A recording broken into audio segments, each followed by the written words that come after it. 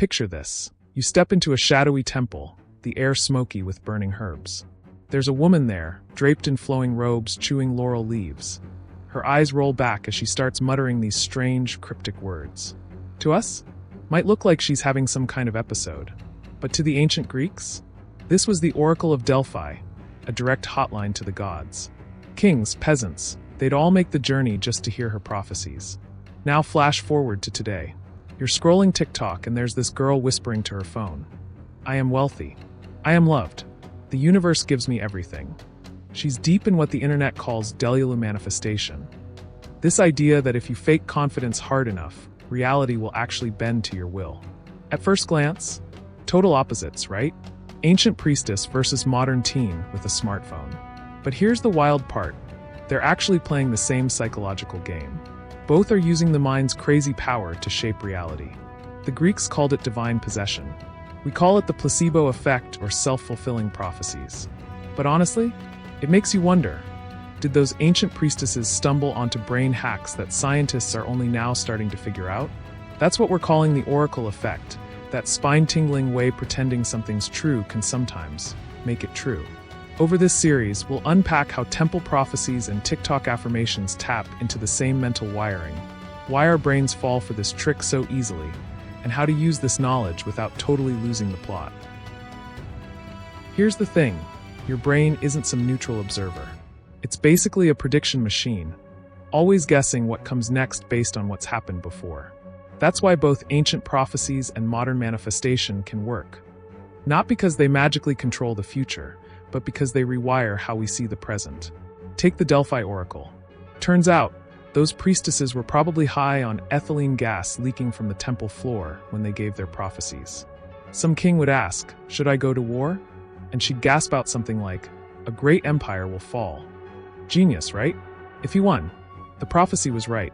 If he lost, well, his empire was the one that fell. That vagueness kept people coming back for centuries. Modern manifestation uses the same sneaky trick. When someone keeps repeating, "I am a millionaire," while their bank account's empty, their brain starts spotting opportunities it would have missed before. A side hustle idea, a chance meeting. Then when a small win happens, boom, it feels like the universe listened, when really they just tuned their attention differently. Psychologists call this selective attention and confirmation bias. Ancient folks thought the gods spoke through animal guts or rustling leaves. We know it's just our brain's pattern-finding software working overtime. But both systems prove one rule. What you expect shapes what you see. Meet King Croesus, the ancient world's prime example of the oracle effect gone wrong.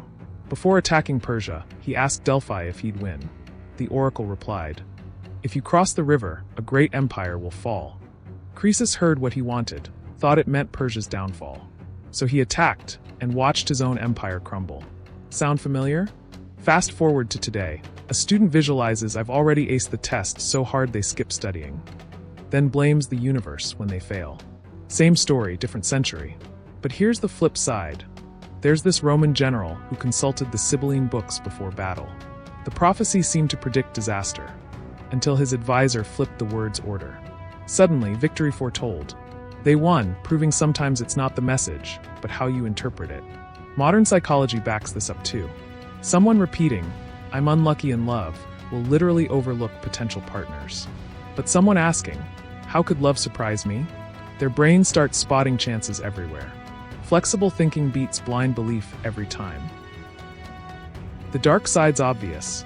Kings lost wars over bad prophecies, just like modern manifestos go broke, acting abundant. But used right, this psychological quirk is insanely powerful. Ancient oracles had guardrails. Questions had to be specific. Not, "Will I be happy?" but "Should I marry X?" They weren't consulted daily. And those cryptic answers forced deeper thinking. Here's how to apply that today. First, frame desires as actions, not magic. Swap, "I'm already rich," for "I notice money-saving opportunities." Second, look for signs, not miracles. Like Romans watching bird flights, notice real-world clues. Say, a job ad in your dream field. Third, embrace maybe.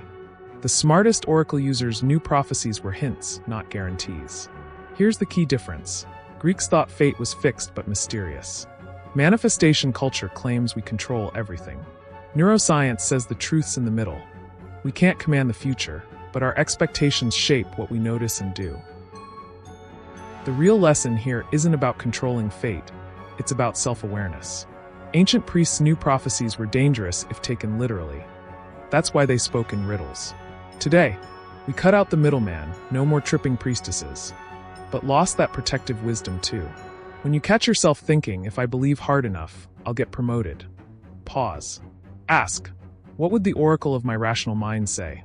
Merge ancient skepticism with modern science. Catch when you're hearing what you want, like personalizing vague horoscopes. Use rituals as focus tools. Lighting a candle to concentrate? Good. Expecting it to summon cash? Dangerous. Test your prophecies.